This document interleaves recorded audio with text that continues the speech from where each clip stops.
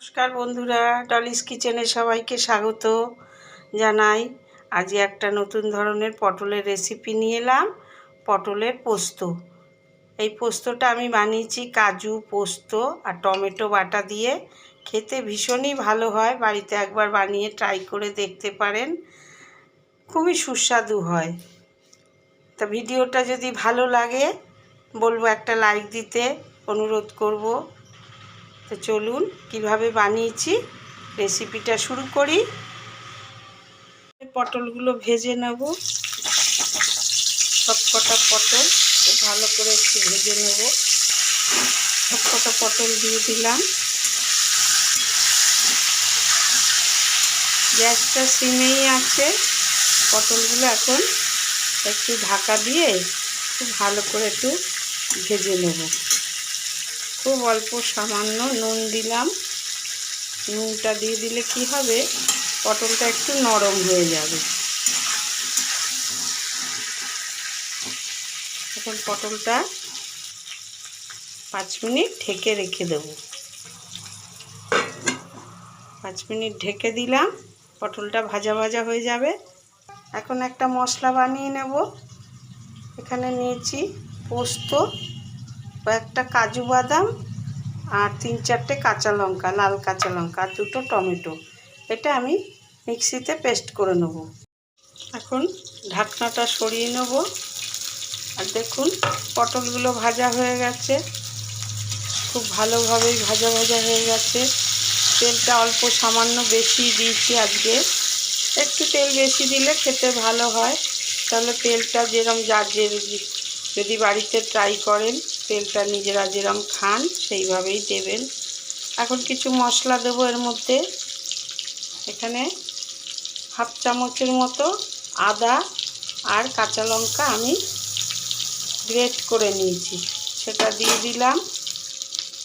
দিয়ে এখন একটু ভালো করে মিশিয়ে নেব মশলাটা 2 মিনিট কষিয়ে নিলাম। আদার গন্ধটা চলে গেছে, কাঁচা গন্ধটা। কাজু, পোস্ত আর কাঁচা লঙ্কা বাটাটা দিয়ে দিলাম। আর টমেটোটা বেটে রেখেছি সেটাও দিয়ে দিলাম। অল্প করে হলুদ গুঁড়ো দিলাম আর একটু নুন দিলাম। নুন দিয়ে এবার ভালো করে একটু কষিয়ে নেব মশলাটা মিশিয়ে নিয়েছি। এখন 2 মিনিট ঢাকা দিয়ে মশলাটা আমি ভালো করে ভেজে নেব। 2 মিনিট ঢাকা দিয়ে দিলাম, গ্যাসটা সিমে করে দিলাম। 2 মিনিট পর আসলাম, ঢাকনাটা তুলে নিলাম। দেখুন মশলাটা অনেকটাই কষে গেছে। তেলটা একটু বেশি দিয়েছি আজকে, গ্যাসটা সিমে আছে। একটু বেশি দিয়েছি তেলটা। যারা বেশি তেল পছন্দ করেন না তারা কম তেল দিয়ে করে খেতে পারেন। আর একটা জিনিস লক্ষ্য করেছেন, আমি কিন্তু ফোড়ন দিইনি। আমি পোস্ততে ফোড়ন দিই না। পোস্ততে ফোড়ন দিলে আমার ভালো লাগে না। আপনারা যদি ট্রাই করেন তাহলে পোস্ততে ফোড়ন দিয়েও করতে পারেন। তো এখন মশলাটা খুব ভালো করে আমি কষিয়ে নিয়েছি। পোস্তর বাটার বাটি ধোয়া জলটা দিয়ে দিলাম। পটলের এই রান্নাটায় খুব একটা ঝোল ঝোল হয় না। একবার এইভাবে বানিয়ে দেখুন, খেতে ভীষণই ভালো হয়, একটু অন্যরকম স্বাদ হয়। আমি একটু ঢাকা দিয়ে পটলটা আর একটু সিদ্ধ করে নেব আর ঝোলটা একটু টানিয়ে নেব। 2 মিনিট ঢাকা দিয়ে ফুটিয়ে নিচ্ছি, গ্যাসটা সিমে করে দিলাম।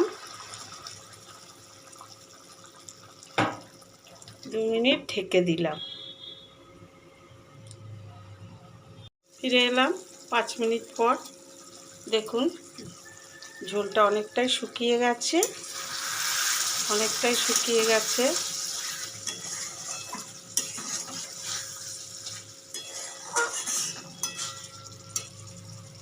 একটুখানি অল্প একটু চিনি দেব, পোস্ত তো একটু চিনি না দিলে খার খার লাগে।